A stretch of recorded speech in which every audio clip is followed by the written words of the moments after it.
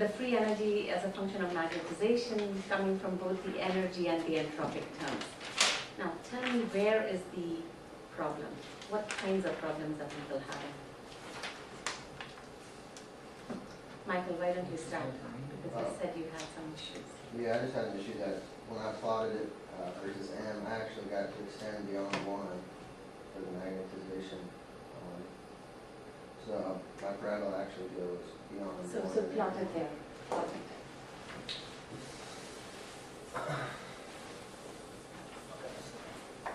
Maybe we have to write it down because it'll make it clear why it shouldn't go beyond 1. But let's so then I don't remember exactly, but it had a log 1 minus m. So that the f of m was something but it had this kind of form. 1 minus m log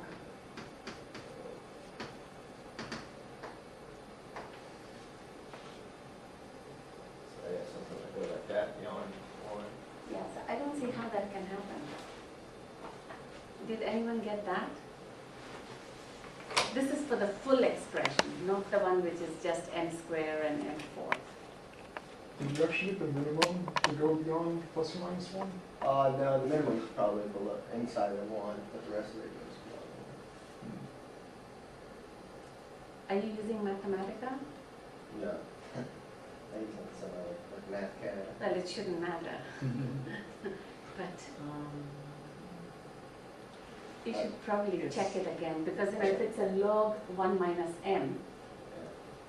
I mean, it's possible the plotting program throws out, if you're trying to plot it, it throws out the imaginary part or something. Yeah, much So then it would actually plot the other part, even though there's a imaginary part you're not seeing. But you know the relevant range is within -1 to 1, and it looks right within that range. Yeah. Well, aside from, well, yeah, it's So the reason it's limited between minus 1 and 1, do you know why? Yeah. Okay, because the magnetization is normalized by the total number. So, and ultimately, okay, another point lots of people had issues with, there was a T log 2 term. And, in general, that's the full expression. So it's valid for any temperature. So you can plot it for any temperature, that's fine. But finally, to make contact with Landau theory, what we are saying is that the expressions we care about, this is M versus T, this is TC, this is M, here is 1. We care about this region. That's the only place that this m square and m4th expansion is really valid. So around there, you can just take that T log 2 term and set it to TC log 2. T just goes to TC. And it's a constant, so you can even throw it out. And now you're left with just the 2 terms. So what you want to try to do is maybe once you have the full expression, try to make an expansion for temperatures near TC and see to what extent, up to what value of m can you fit this m square and m4, just 2 terms. How well does that expansion work? You could try that. Any other questions on the plotting? No? No? Okay. Okay, so let me do that blank and then we can do our little experiment.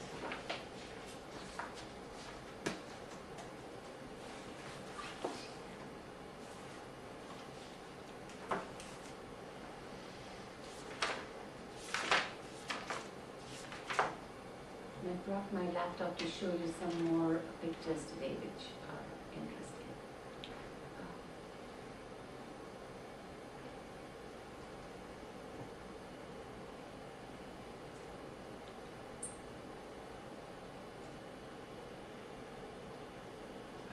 Be in the display mode, and then say B. Okay, good. Okay, so here's what I got.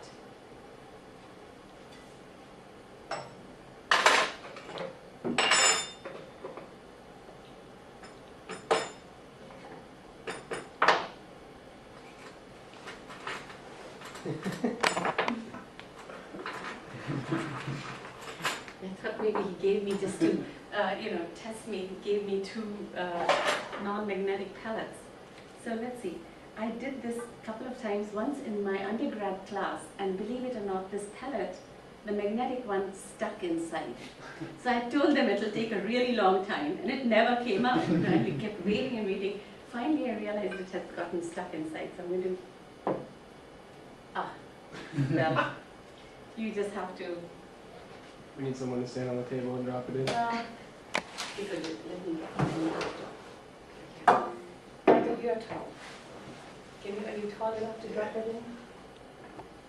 Okay, now time it. I said 8 seconds and everybody was like, 8, so many meters long, half GT square and, Okay.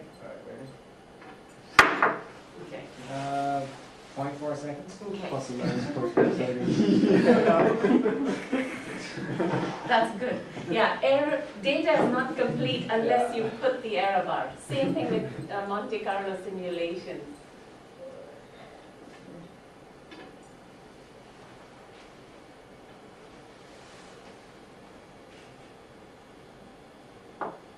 Seven and a half. You heard that?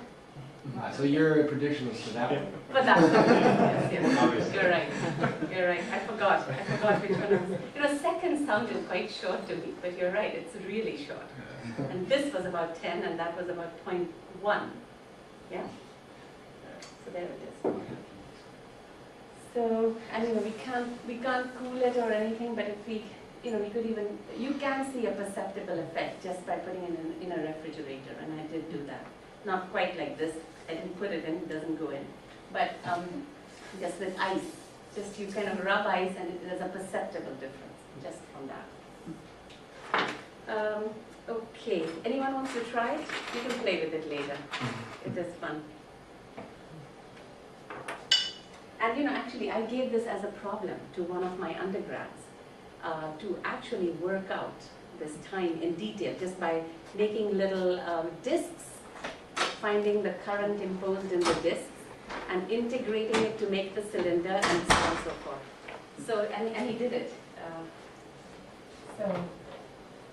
But then I got such brutal comments from all the others. It's kind of interesting when I try these, some of you commented on what kind of a teaching philosophy does she have? Are we guinea pigs in some teaching philosophy or some such comment? And you are. You really are guinea pigs in a teaching philosophy because I do try different things out. And part of the reason is that you cannot have one way of teaching that will work for everyone. Because we are all different. We all learn differently. And so it has to be varied. And in my view, my teaching philosophy keeps evolving because each time I teach, something doesn't work, and then you correct, and then something else doesn't work. So, but I learned very quickly in the undergrad classes not to be experimenting, because the first time when I experimented, it was very clear there was a distribution that really liked what I was doing. A narrow distribution. But then the majority was not happy with it because they were very concerned about just the grade part. So if I address the grades, I can make everyone mostly happy. And I don't do that in this class. You're all grad students, we are all above all that, so it's much easier to experiment here. And that's why I'm not that finicky about exactly what you need to do to get your A's and B's and so on. Hopefully nobody gets a B. But to answer that question, whoever asked, the answer is yes. And I think it's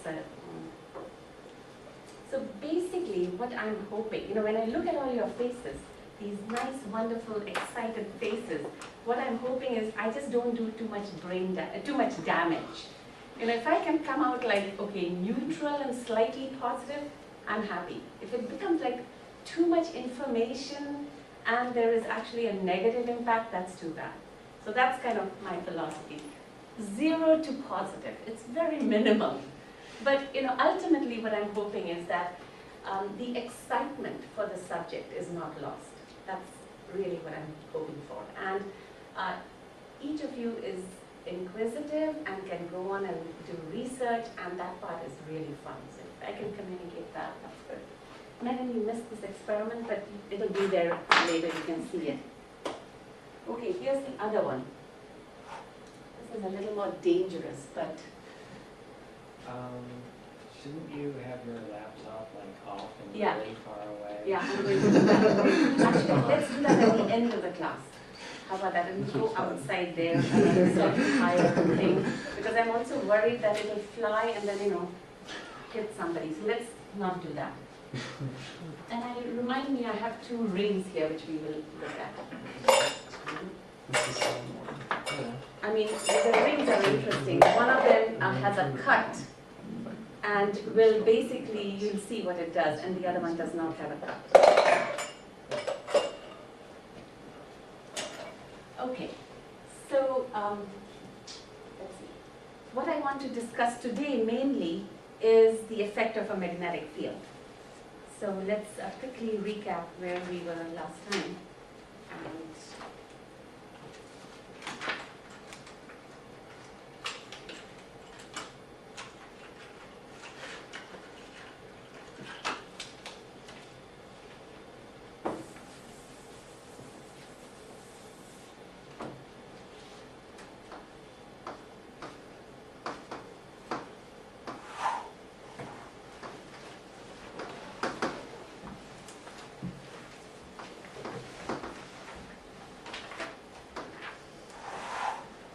notice my appropriate t-shirt today.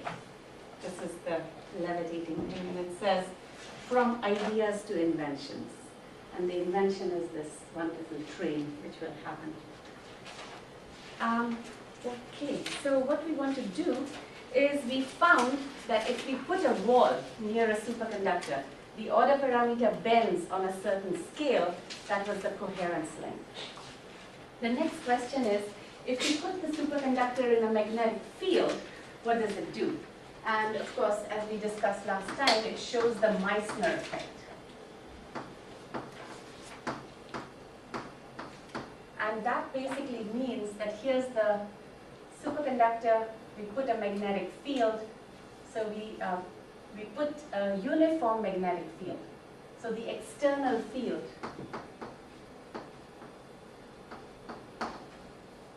H is uniform. So let's just say it's in the z direction and it's a constant. And the induced field, B, depends on R and is equal to H plus 4 pi m of R. So obviously, if there's an R dependence here, it must come from the magnetization. And that is of this form. So these are the field lines of B. So let's just say the external, so it goes like this, and far away it will just become straight. So now making the field lines in the z direction. This is B of R. And basically inside the superconductor B is 0. And that is because the superconductor generates currents, and these currents are a source of that magnetization. So it's not, Andy brought up something about an atom and orbital currents in an atom. It's not dissimilar from that. You can think of this blob as a giant atom, because after all, this is the wave function of all. It is one of the most profound effects where you are seeing quantum mechanics on a macro scale of 10 to the 23 atoms. It's absolutely profound. I mean, imagine, we talk about quantum mechanics for 1 electron, and all that entire courses and years devoted to that. And now you are seeing essentially 10 to the 23 particles acting in one coherent state. It's absolutely amazing. And this is a macroscopic effect that you can see on a macro scale, the fact that a superconductor repels a magnet, or a superconductor completely eliminates all the magnetic field. So this diamagnetism on a macro scale is exactly the same thing that happens in an atom, where you have closed loops and they go around and generate magnetism, diamagnetism of 10 to the minus 7 values. This is of order 1. If this is of order 1, this is the most perfect diamagnet. And if this is, when I say 1, what I mean is it's actually 1 over 4 pi. So what you have is when B is 0, M is equal to basically minus h over 4 pi. So that's the maximum diamagnetism you can have. And compared to this number, 1 over 4 pi, most atoms or whatever that you have is like 10 to the minus 7. It's called Landau diamagnetism. It's teeny on that scale. And it's so big only because you have a macro number of particles contributing together. So you get these currents which now go around this way.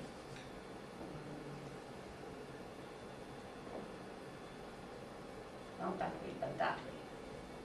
So it's going this way. So that the net moment, so the M is going to be downwards. Okay? Yeah. Yes. I don't mean to get hung up on this point of the atomic orbitals, but I mean all of the electrons and all of the atoms respond diamagnetically in a simple diamagnet. Why is that different than now all of the electrons? Why is the effect so enhanced? It seems like the same number of electrons are involved. The effect is, it's like, it's a coherent effect. It's a bit like the crystal, where if you had each so the effect between the different atoms is not correlated.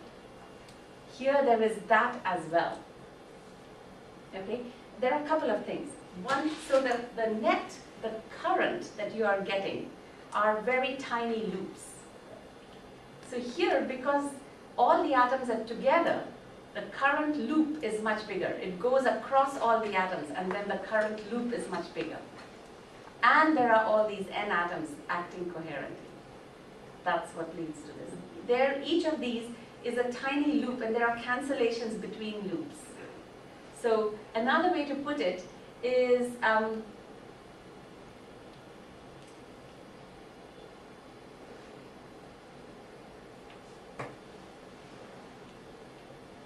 if I had n atoms, so let's say I had n atoms, right? And each of them had a little loop, which was the atomic size. Essentially, if you looked in between here, these currents would be cancelling. Mm-hmm. And so ultimately, you're getting a very weak diamagnetism, which is coming from just sort of it's like an order 1 state, if at all, from just the boundary effect. Okay? So what I'm trying to say is if you add up the current loops of all of these individual ones, even if they don't decay on that scale, they have some length scale over which they decay, and I add it up, essentially all the current here cancels because one goes this way, the other goes that way. So it's a tiny effect that remains. Whereas in this case, the wave function is extended and all the n particles are contributing to that current. But you can work it out actually and see that this is what you get. And I will work it out. I will get the current today. Okay, so that and so yes, so that's the point, that the magnetic field is doing this. And what I want to discuss today is a couple of things. So I want to discuss the current that is induced and ask on what scale does it show up. So as I started last time, from the Ginsburg-Landau equation, and I was going to not write it again, but let me see. Maybe I should write just that last one.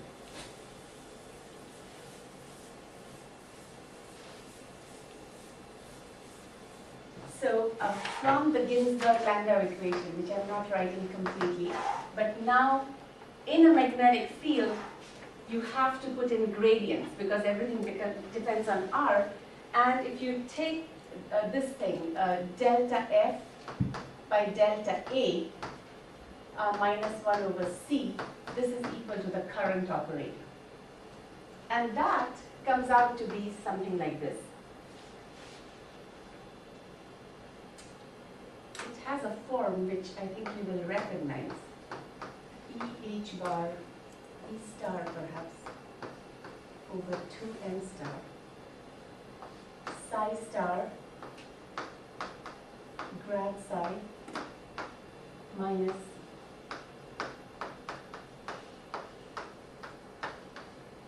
this minus E star square over E star C mod psi square.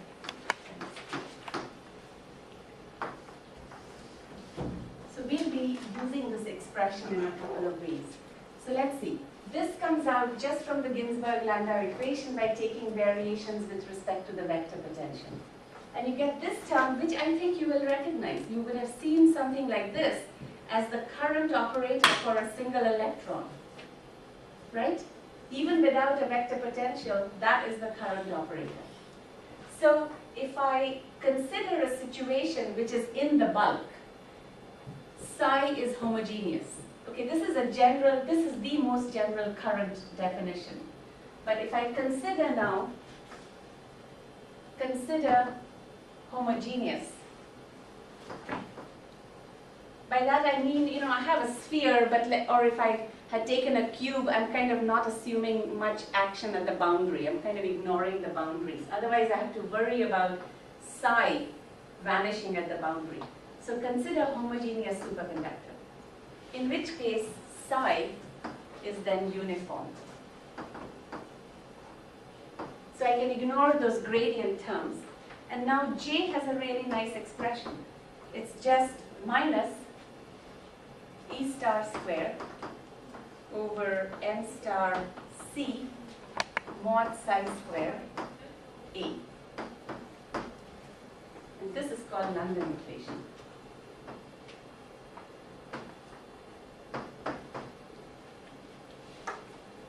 Now, what this equation says is I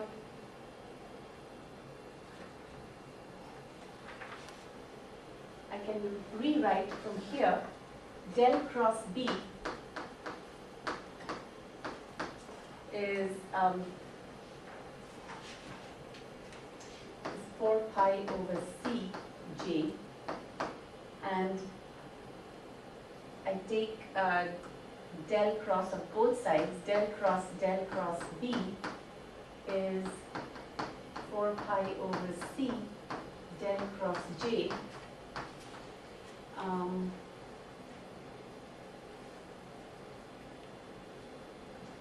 And this is nothing but, I substitute for J from there, so I get something like 4 pi over C minus psi square is also the same as density. I think I just, okay, for now I can just carry it.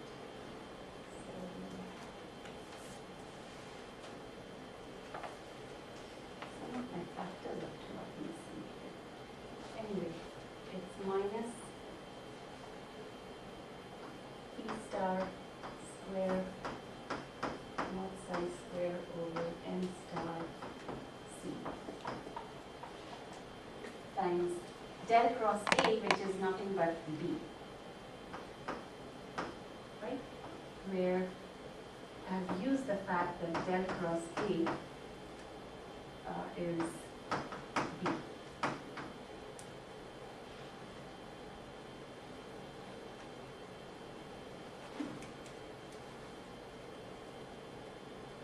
Yeah, and I can write psi square as a density, superfluid density. It's the density of superfluid.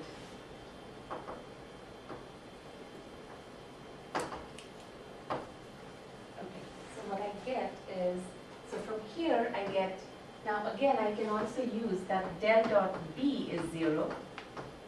So this del cross B gives me minus del square B, and minus minus cancel, so I end up getting del square B is 4 pi ns E star square over n star C square times B.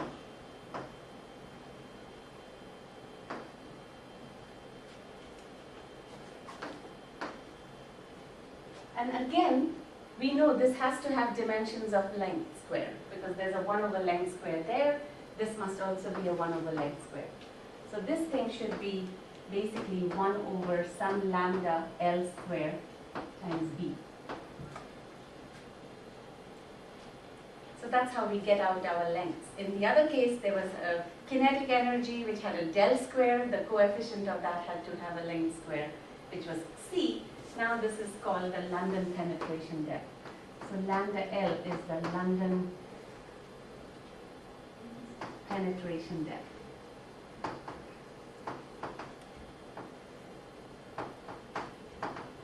Okay, and this we can solve. It's just a second order differential equation. And if I just do it in one dimension, just to get a quick result, you can see, you can solve it in any geometry. But just if I had a one-dimensional geometry, this would give me basically that B is equal to B0, some constant e to the minus x over lambda L.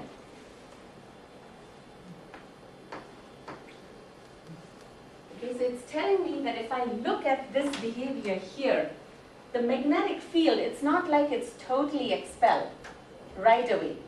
The magnetic field does enter. So let's try to make the plot more carefully.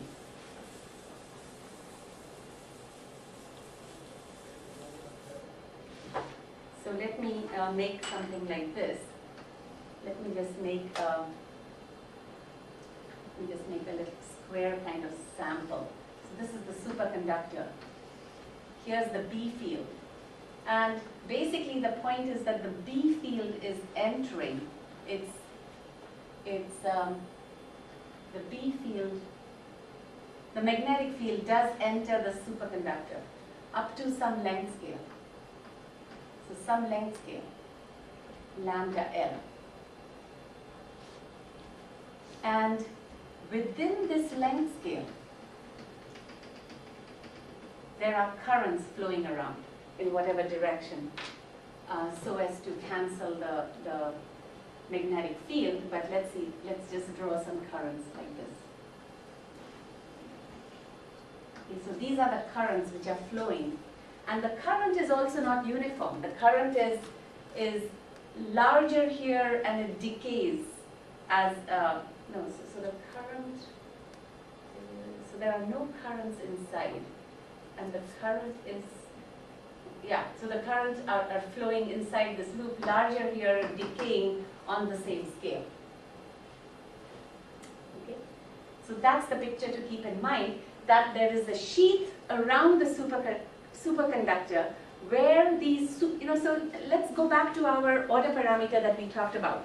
These electrons, 10 to the 23 of them or a million of them, however we want to think about them, were in the same quantum state, and we call that quantum state k equal to 0. So that the state does not carry current, right? When the superconductor has to carry current, it costs energy, because now these bunches of electrons are moving with some kinetic energy. So it costs some energy. So that's something the electron doesn't want to do, but has to do to cancel the magnetic field. So this current which is flowing is the current of all the electrons moving at that speed together, round and round. Is that picture clear? And that kinetic energy is what is coming, so you can literally write the kinetic energy of these super electrons as half m vs square. Vs is the velocity with which they go around. So you can actually think of it as an object, single object going around with some velocity. And that cancels the magnetic field on some scale, lambda L. Now, just like the coherence length had a dependence like this. So we had C depended on t, and it was C naught t to the minus nu. Similarly, lambda L also depends on t, and it is lambda L 0 t to the minus nu. And this little t is, and I got tired writing t minus tc at some point. We just define another variable, which tells you how far you are from the transition point. That's little t, and nu is an exponent, which is basically half for mean field theory. So what this says, it's very important what this equation says, that at 0, this length scale, lambda L, is becoming larger, right? If I plot lambda L as a function of temperature, it says, well, it starts out with some bare length and it diverges at Tc, just like C. So what it is saying is that the magnetic field is going to penetrate deeper and deeper into the superconductor as the temperature comes closer to Tc. And that's how it should be, because that's how the system will go normal. Ultimately, it will just look like an ordinary metal where the magnetic field is going through. Is that clear?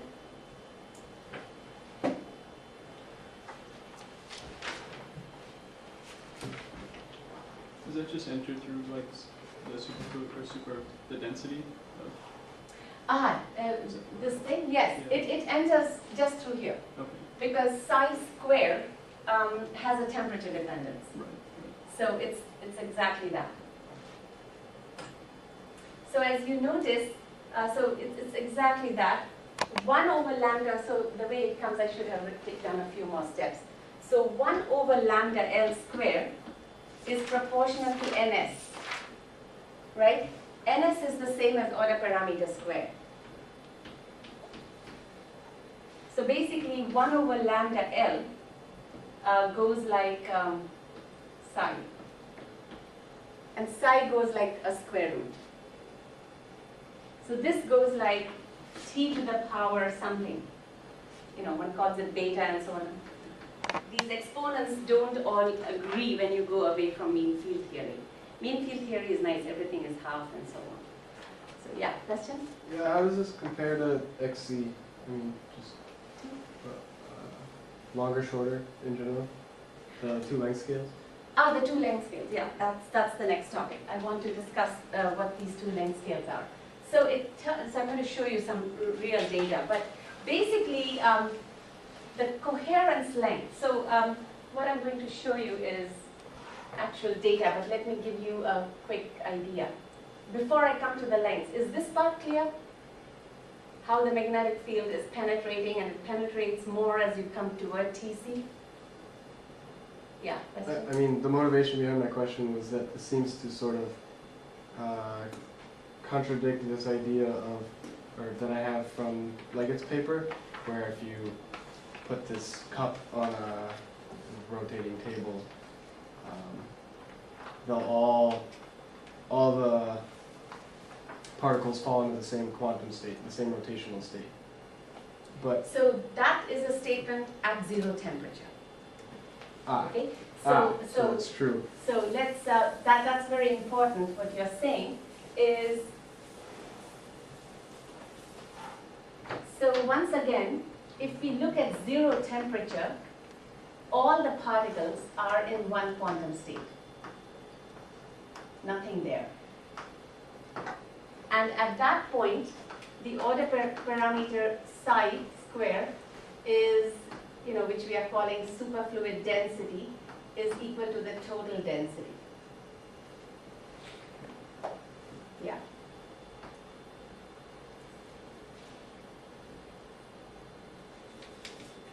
There are fermions, and to put some factors of 2, but okay, let's just get the big idea clear.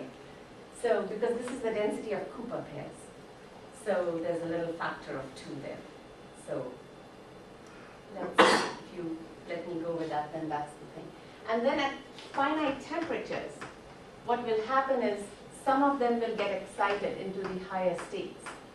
And so if you look at the order parameter, which is really the number, so if I look at psi square now, it will start to decrease. And That's the effect you're seeing. So the order parameter will start to decrease, and along with that, you will see that now in Leggett's cup experiment, the response is not going to come from all the electrons. You have to think of almost like a two-fluid model. A large number of particles is still in the zero quantum state, but some are getting excited. These are the normal electrons. So in Leggett's experiment, only those which are superfluid will contribute with zero viscosity. Okay, now coming to the length scales. So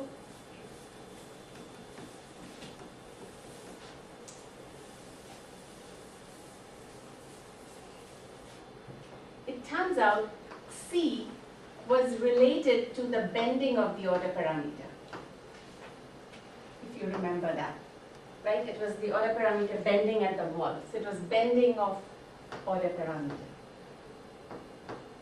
And this other length scale, lambda L, is related to penetration of magnetic field.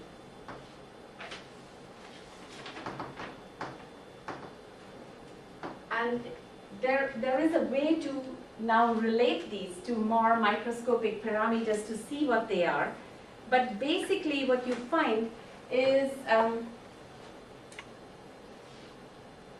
I have to give you some more information, some more aspects of the microscopics to relate these two. But what you will find is typically, C is typically less than lambda L. Okay, so I'm going to tell you a little bit of the story ahead and then show you some actual data. So lambda is typically less than lambda, C is less than lambda L, and I'll give you some typical numbers here. Okay, actually lambda L we can estimate really quickly because this expression for lambda L should remind you about something. Does it? Which I erased gallantly. So let's see, it has, so lambda L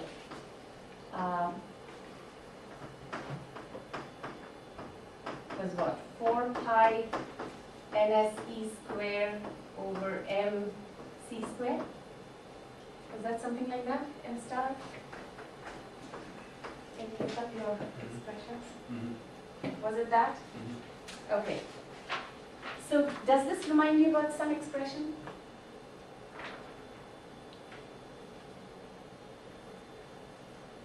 Similar to this. Plasma frequency. Do you remember? It was when we were talking about this optical conductivity, etc., omega p square, the plasma frequency, was just 4 pi ne square over m. Okay, this is the plasma frequency. So I'm kind of going to use that to say that I'm going to estimate, so 1 over lambda L 0, okay, at 0 temperature, I'm going to write as 4 pi ne square over m star c square. Because ns is basically equal to n. Actually, let me be a little more correct here. Let me write it as n over 2. Let's not fight these factors all the time. So why am I saying n over 2? Because this is the superfluid electrons, superfluid pairs. Let's write it as superfluid Cooper pairs.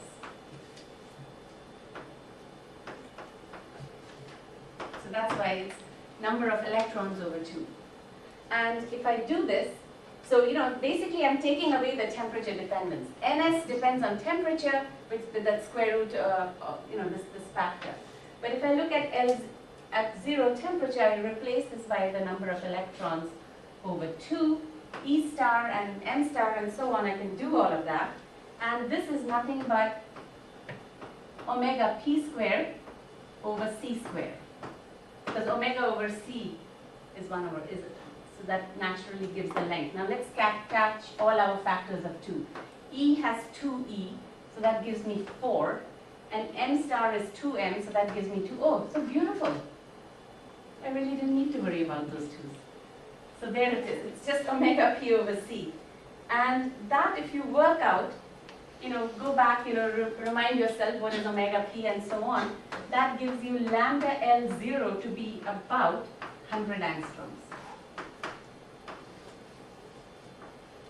Few hundred. So let's just say few hundred angstroms. So that's a good estimate for the length scale.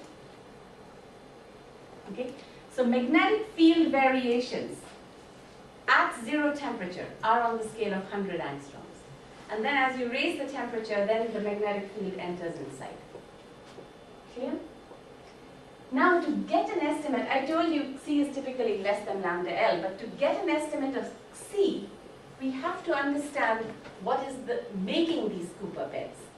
Because obviously now that becomes important. We've kind of avoided asking too detailed questions about the microscopics, but now when we want C, we are saying, well, here's the order parameter, it costs some energy to bend it. Well, we need to know now what this order parameter is internally due to.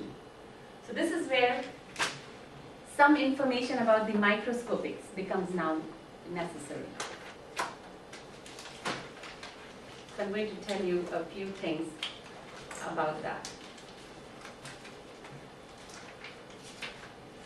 Don't tell me I left it.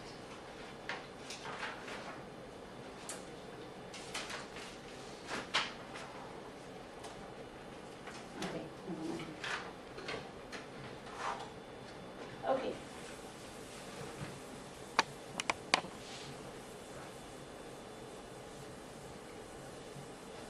So a few words about the microscopics.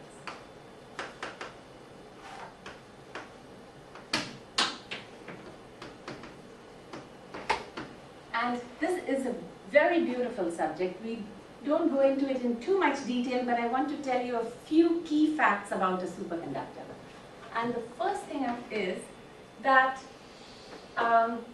essentially superconductivity is due to electron pairing.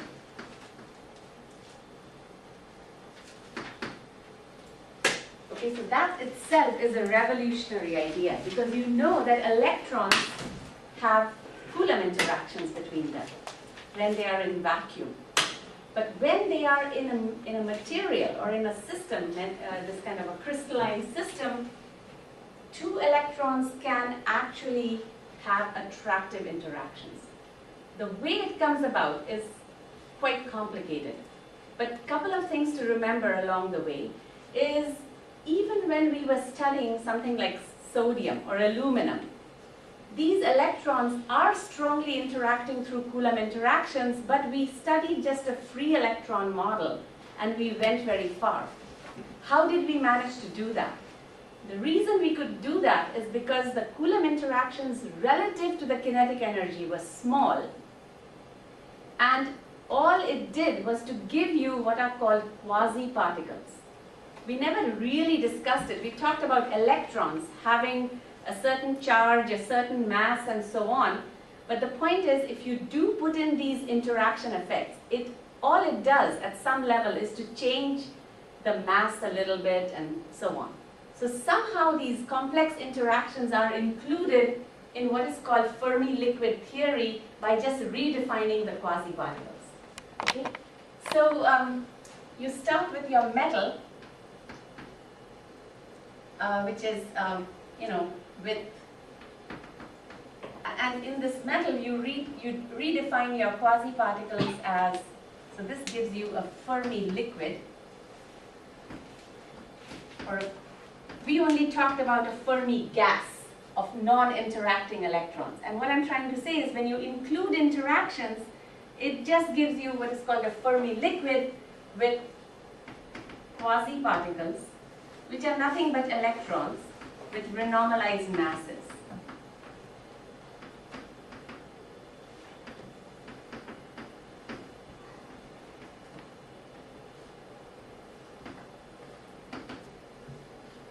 With renormalized parameters, let me just say that. Okay, Now, so you're starting with these objects. At some level, you can skip this step. This is a very profound step, which Bardeen took, because without this, you can't begin to ask about attraction. The repulsion is so huge, it will overwhelm any tiddly-biddly attraction that you have. So it was Bardeen's insight to say, well, that repulsion is already taken care of in making these quasi-particles. Now what next?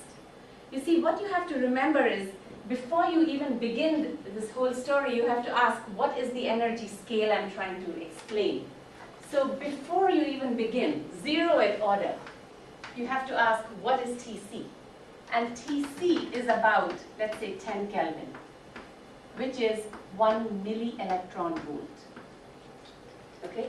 So that's why I always stress, what are the energy scales in the problem? Because without that, you don't know where to begin. So this is 0th order. You look at a superconductor, Tc is around 10 Kelvin. 1 milli-electron volt. You have to somehow find some relevant energy scale at that point. There are so many energy scales. Coulomb interactions are on the order of eV. How can we talk about any attraction on the scale of MeV when there are electron volt energies that are more repulsive? So this is the route to getting some sense into this. And this is all on very firm footing. Decades of work has put this on very firm footing. Okay? Now comes the next step. You take these quasi-particles, and what you can show is, because of the lattice, so you have an electron, so here's an electron which is up, and an electron which is down, and they can interact in some kind of a, because of the lattice. So the lattice is involved, but now the effect, and I'll just write down this, that the effective interaction. So the point is, once the repulsive interactions are taken into account, the next residual interaction between these two electrons, effective interaction, can be negative, can be attractive. Effective interaction between electrons.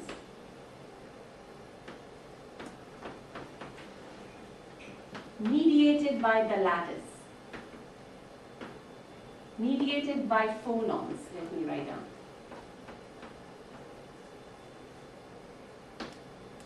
Can be attractive. Can you say again why Coulomb is already accounted for? So Coulomb is accounted for because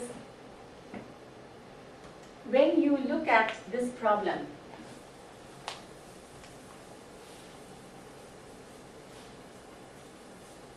so you start out with your Hamiltonian, right? If I try to write down all the terms, I would have kinetic energy, then I would have Coulomb, and then I would have a lattice, and so on, right? Now this part, in metals with very big S&P bands, so when the bandwidth is very large, in those kinds of metals, so like for example, aluminum has large bandwidth. For example, in aluminum with large bandwidth, effect of the Coulomb is small. And all it does is to give you these quasi-particles.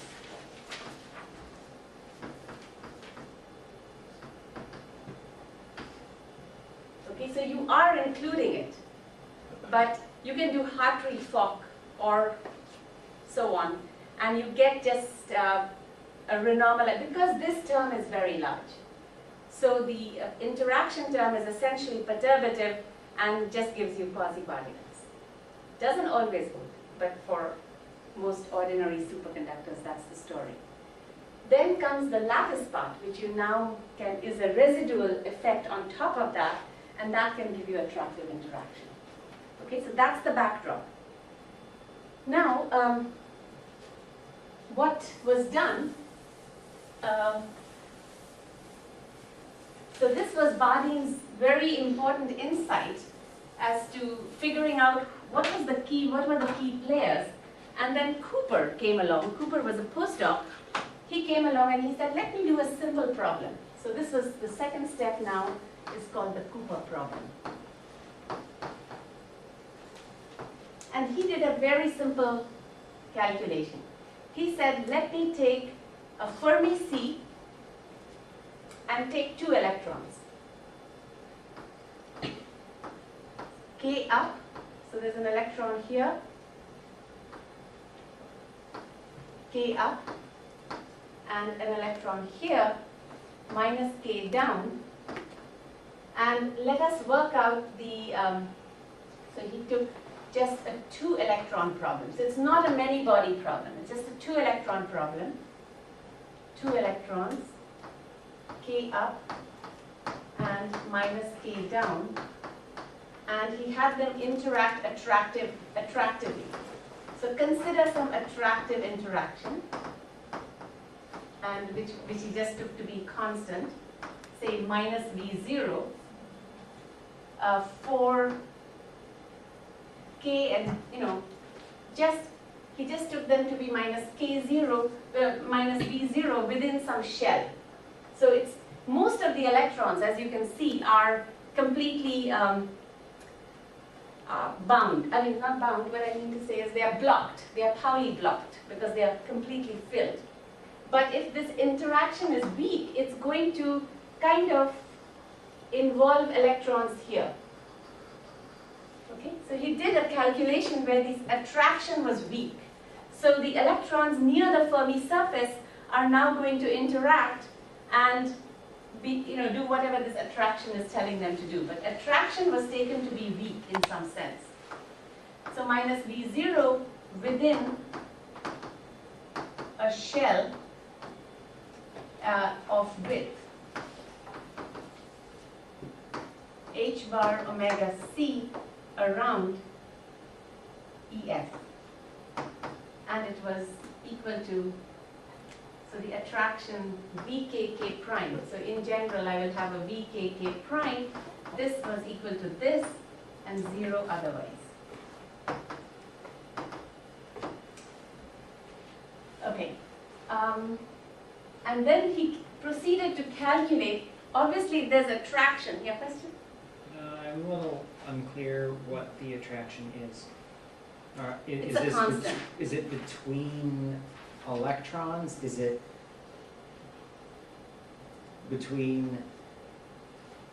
it attracting the pair of electrons to have a particular energy value? No. What does that mean? This is just, this is just an attraction between 2 electrons. So the way it comes in is if you have a Hamiltonian, right? I can write it as, so here's what this is. If I take 2 electrons, I don't want to draw too many of these kinds of diagrams, but basically what you have is an electron K and another electron K prime, right? They will interact and then they will go off, right?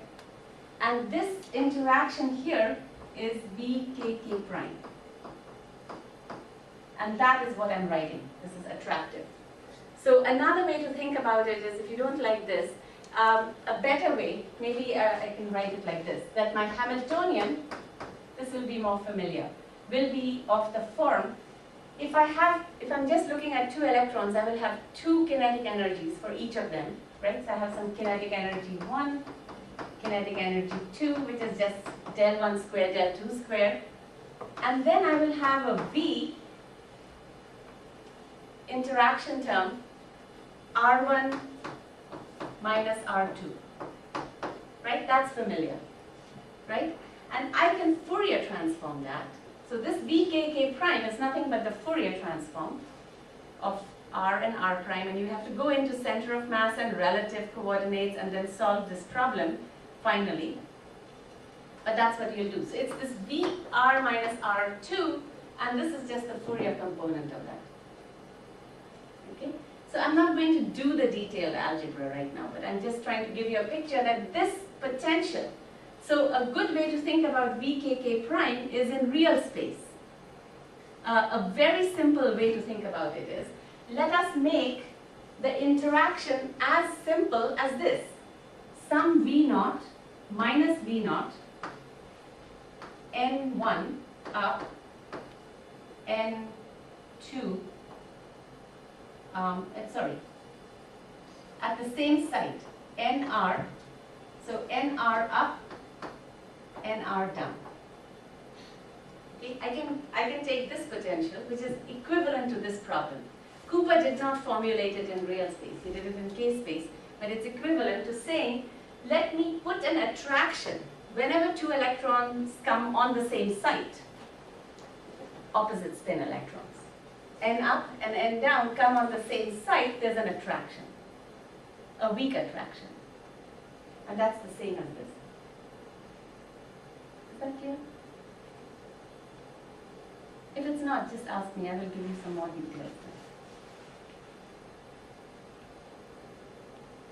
So, okay, let me put it this way. Usually in your quantum mechanics, you would be solving one electron in some potential. This is no more complicated than that. Even though it has two electrons, you finally go into the center of mass and relative coordinate. And you just solve for kind of a one-dimensional problem in the relative coordinate. Okay? And in that relative coordinate, one electron is, say, at r equal to 0, the other one is at some relative r away from that. Vkk prime is just the Fourier transform of, you can think of it as Vq. You can think of this is k prime, they exchange some momentum q. And Vkk prime is the same as Vq. It's the Fourier transform in the relative momentum channel. Okay. Now, what comes out of this is more important. So let's say it's a simple problem, two electrons are attractively interacting. What would you expect if you did not have a Fermi C? Okay, this is a very basic quantum problem, you may have even done it, but in 3 dimensions you can show that if you have two particles in vacuum, they will not just form a bound state. You have to exceed a certain amount of attraction before these two particles will form a bound state. Okay? So there is a minimum attraction. Only beyond that, two electrons will form a bound state. That's the result for vacuum. The result you have here is some part of K space is blocked because of other electrons already occupying it. And in this case, what Cooper found was a very important result. He showed that E bound, the energy of the bound state, was actually something like this. 2 times omega c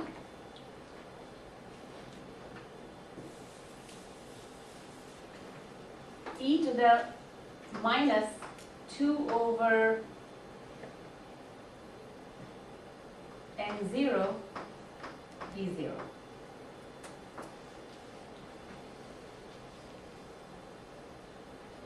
Okay, so look at this, where n0 is the density of states. Density of states at En. And V0 is this attraction. So you can see something very interesting. What it says, a couple of things here. Let me write it. What's omega c? Omega c was that cutoff over which this attraction existed. Oh, so it's just some parameter right now. It is just some parameter. And it turns out to be, so omega c is the, or h bar omega c is the shell over which, shell around EF over which the attraction is felt. And for most superconductors, omega c is basically, so for phonon driven mechanisms, omega c is basically equal to omega d pi,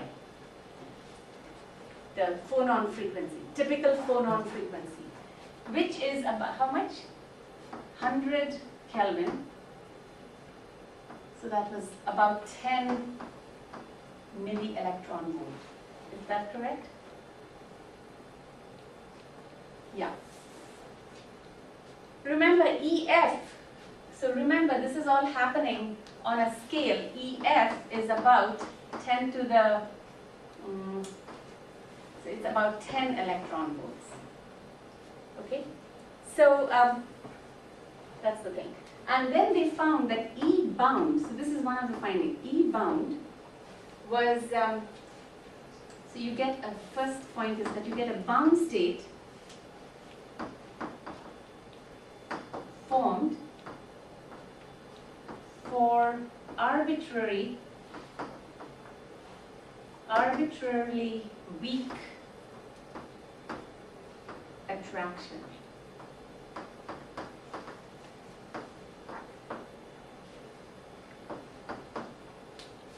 Okay, so none of that you had to cross a minimum and so on. So what the consequence of having a Fermi surface was that for arbitrarily weak attraction, a bound state could be formed. And that has a huge implication. That implies Fermi surface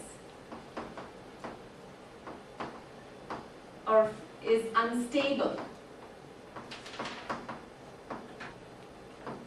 to pairing.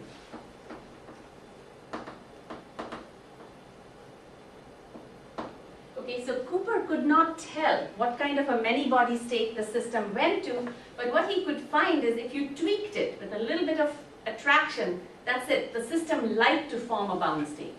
So it's now going to get driven into more and more of a bound state formation. So, and the second thing to notice is that, you know, this again goes back to what we discussed in the Kondo problem. When you have a bare scale, or in the magnet problem, we should contrast that. In the ferromagnet, there is a scale J, which is the coupling. Tc is equal to J, 1 point something, you know, some number of order 1 times J. In the Kondo problem, the Kondo temperature was exponentially suppressed in exactly something like this. 1 over density of states times a J, which was the spin flip term. Here is the superconductivity problem, which you see that the scale that is providing the attraction, the Debye frequency, is sitting here. But this scale, the actual bound state scale, is exponentially suppressed. Okay, so that's important. So the other thing was emergence of a low energy scale.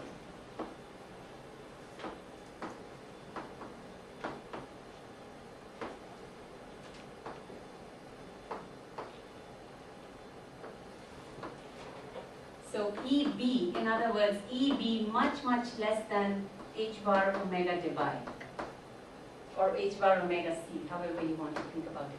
The reason I'm making this distinction between omega c and omega Debye is because when all these guys, BCS, did this work, the only mechanism for attraction known at that time was phonons. So people thought superconductivity is only because of phonons. But today we know there are many, many counter examples. Yeah.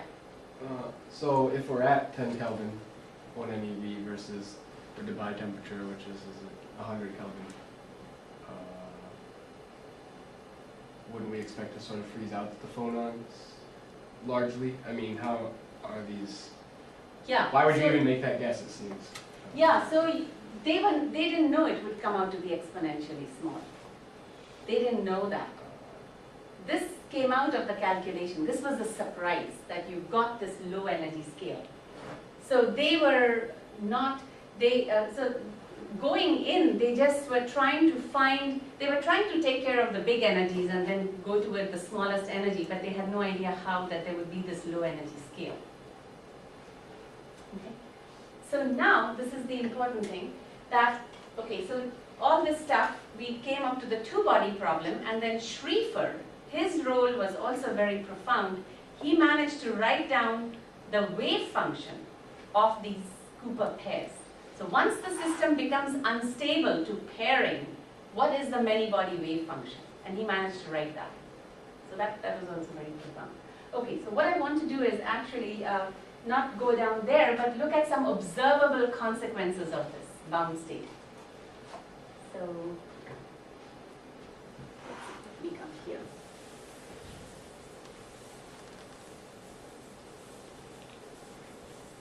So, okay, one more thing. Once we have a bound state, so we have this result, EB is that, we can find what is the size. The third point I wanted to make was Cooper problem, and from that now the size of Cooper pairs.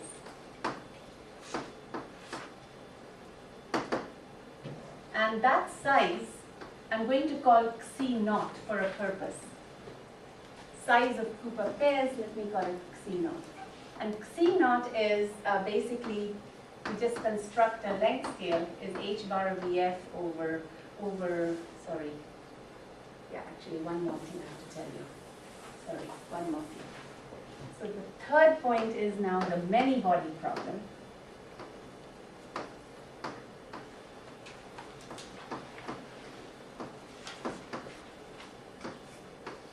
Many body problem, and that essentially generates, this was just looking at 2 electrons, but in the many body case there are, every electron is sort of paired with every other electron. It's a coherent state of pairs. Okay, so that's kind of hard to write down. Actually the wave function is very beautiful and very simple, but I'm not going to write it down. But essentially what we are getting at is this condensate we talked about for bosons. All the bosons were in one state. That cannot happen with fermions. So they pair up first.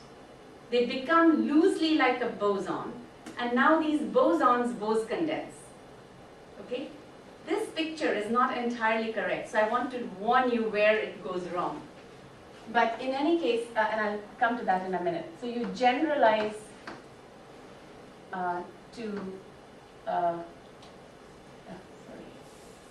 this allows you to write down a wave function of pairs. And that's the BCS wave function. Okay, it's a very famous BCS wave function. But essentially, it's a condensate. You can think of it as a condensate of pairs.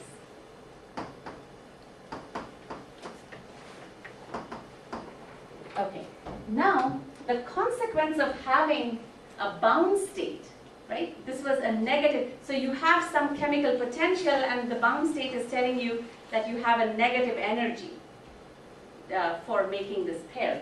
A consequence of that is that in your density of state, so here was my Fermi energy, and this was in the metal. And in the metal, I had arbitrarily low energy excitations. So these are my excitations at arbitrarily low energy. Now, when you become a superconductor,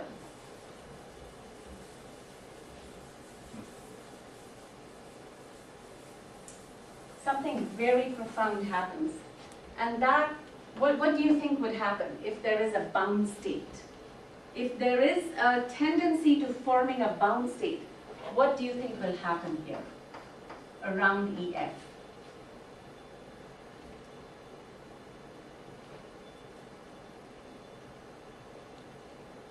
Let me show you the data, because the picture is really worth a million words, as they say always. But here it's really, really quite profound.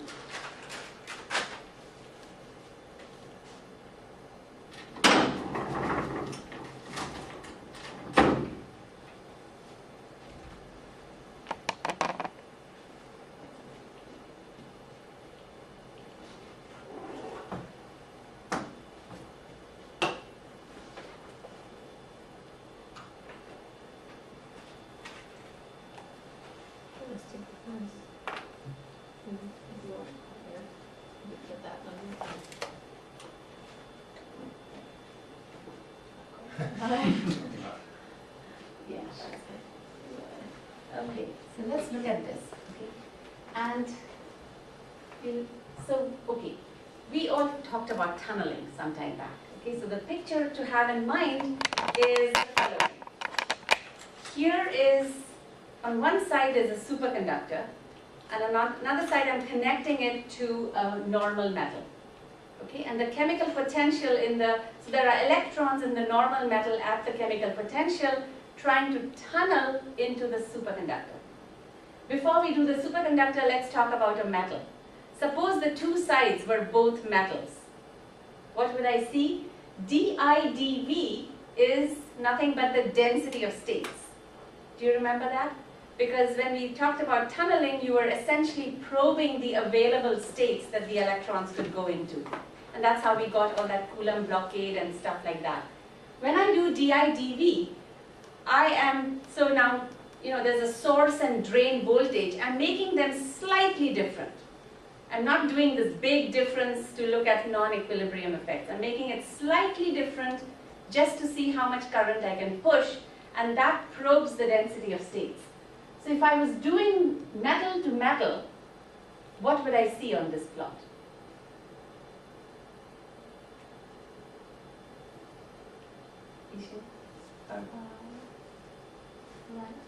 Button? Flat? Yes, that's right. You would see a flat feature. Even though the density of states has a square root E behavior, that's on a big energy scale. Look at this scale. It's millivolts. On that scale, the density of states is flat. So you have to imagine something like this. Now you're trying to tunnel into a superconductor. And look at this. This is really beautiful data.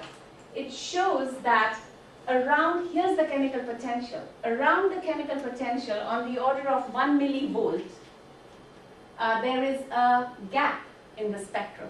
There are no states in the spectrum. And beyond that, there is a very definite structure. There's a big pileup in the density of states just above that. And then, so this is normalized to the normal metal. In other words, at large energies, it just goes to 1, because this is the density of states divided by the density of states of the normal metal. Okay, so at large voltages, this you should just think of as energy. So you're probing energies around the chemical potential and asking, what are the available states? Well, there are none. Then there is a huge pileup, and then it just goes to a constant. And there is a conservation of the total number of states, right? We know that if I integrate the density of states, I must get the total number of states. So if I dig a hole and remove states, they must appear somewhere. So this big singular feature contains the states that you pushed out of this hole. So that's the behavior. So a superconductor has a gap in the spectrum, very similar to what you would see in a semiconductor. A semiconductor also has a gap in the spectrum, but it does not have this kind of pileup feature.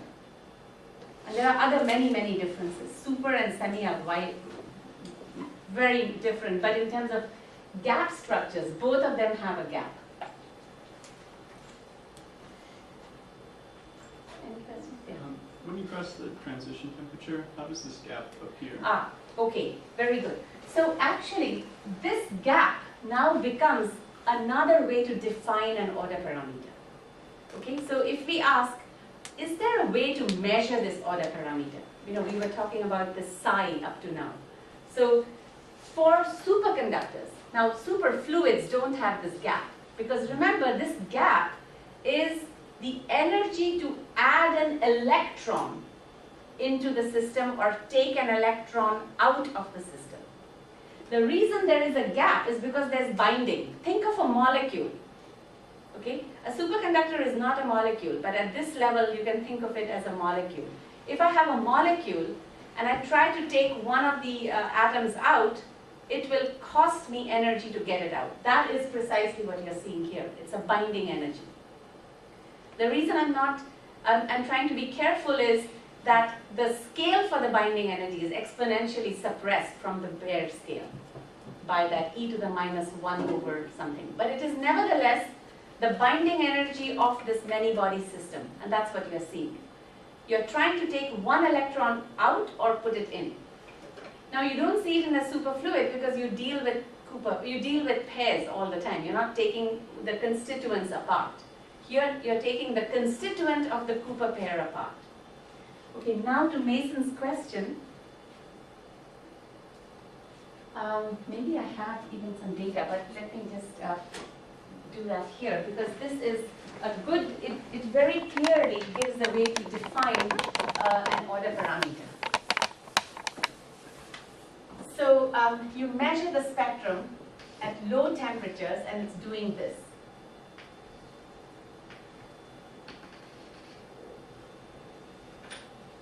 And from here, this is 2 times delta, so let me just define, this is 0. So here is density of states as a function of omega over n0. And this goes to 1 here. And this distance here is basically delta. And delta, one can show, experimentally see, depends on temperature. So the way, what happens to this spectrum is, this one gets a little more rounded, and you get something like this. Something like this. So this is what happens at finite t. Okay? So ultimately you can look at what is delta as a function of t and plot it as a function of temperature, and the gap vanishes at Tc. And it vanishes with an exponent which is the same exponent as beta. So you find that delta t, here, delta t is basically delta 0 t to the power beta. Okay, so the gap in the spectrum is temperature dependent and vanishes at Tc. Okay, let's look at that. I might have some data on this.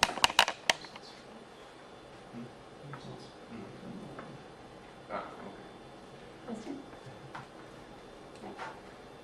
I also wanted to show you this, their energy resolution is in the microvolts. Very high resolution in tunneling. So here's the behavior of delta as a function of temperature. Okay, it's normalized by the gap at 0 temperature, and you see this very nice square root t behavior.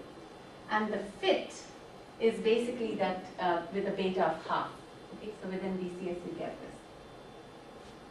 Question?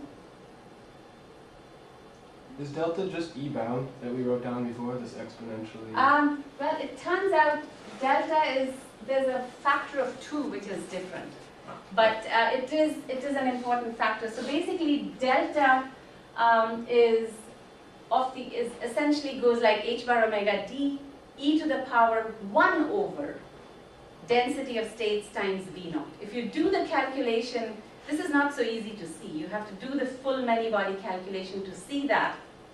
And you find that the many-body gap that you get, this delta, is different by a factor of 2, which is a big deal, because if it's in an exponent, it is a big factor. But I didn't stress that so much just because the basic physics is of that exponentially small bound state energy.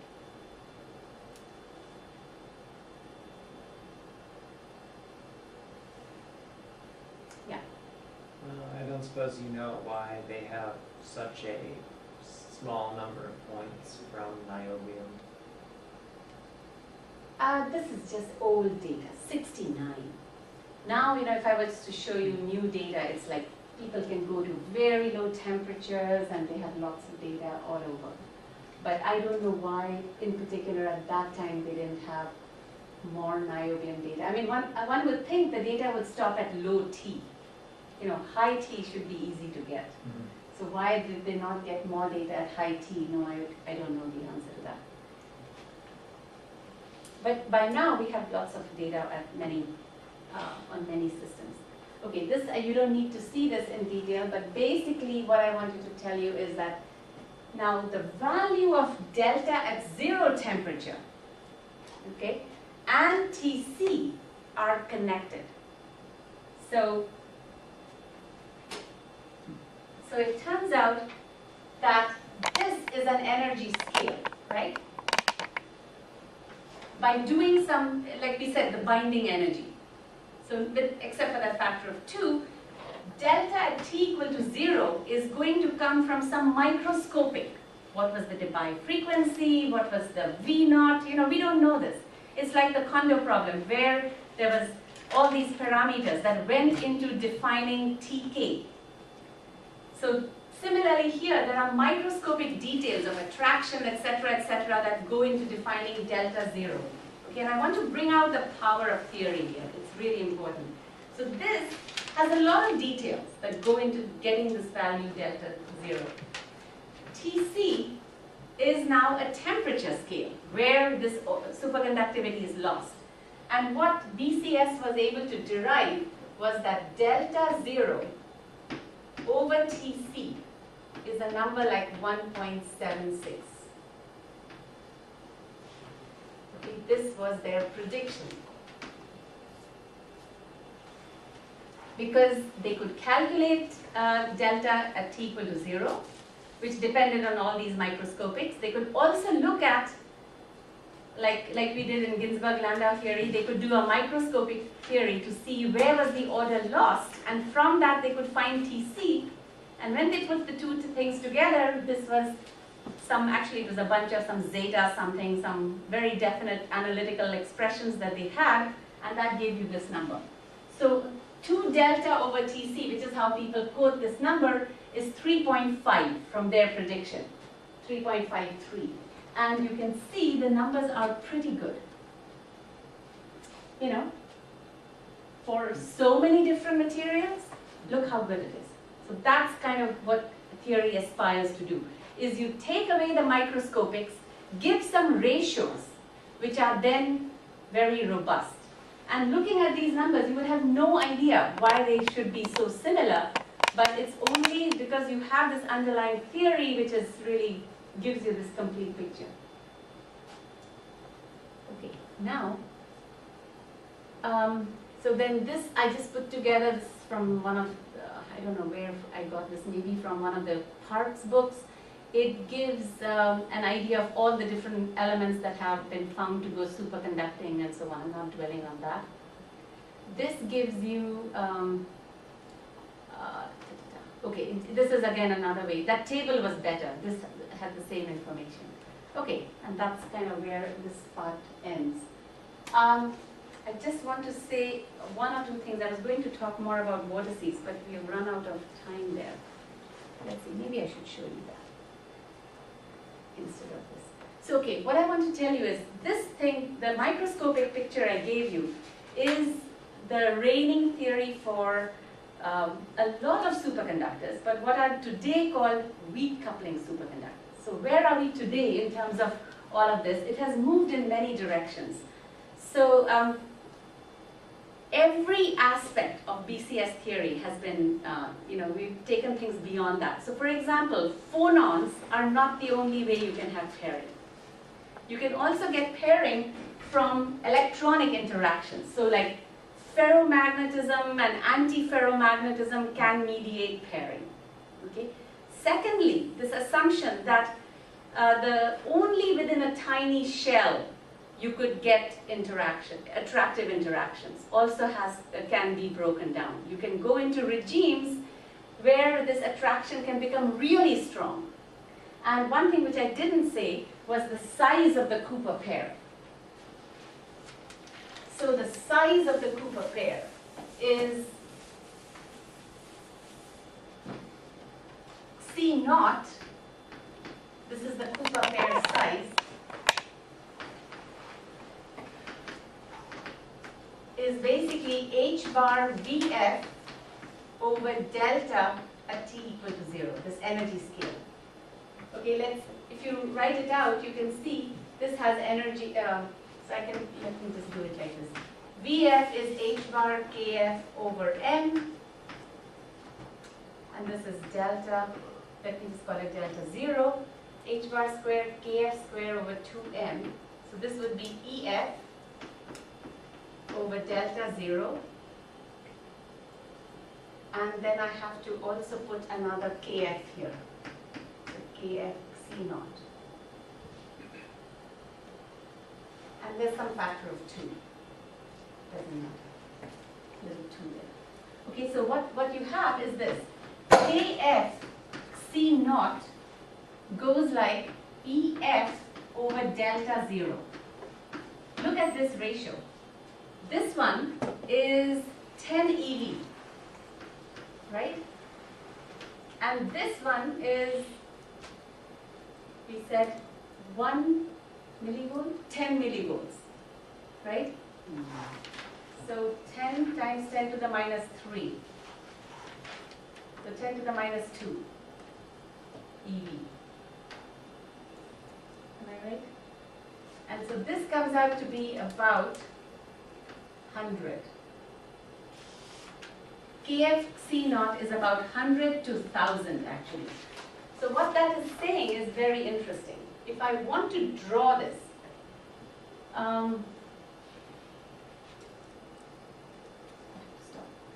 okay, so basically what it says is Kf C naught is much, much bigger than 1.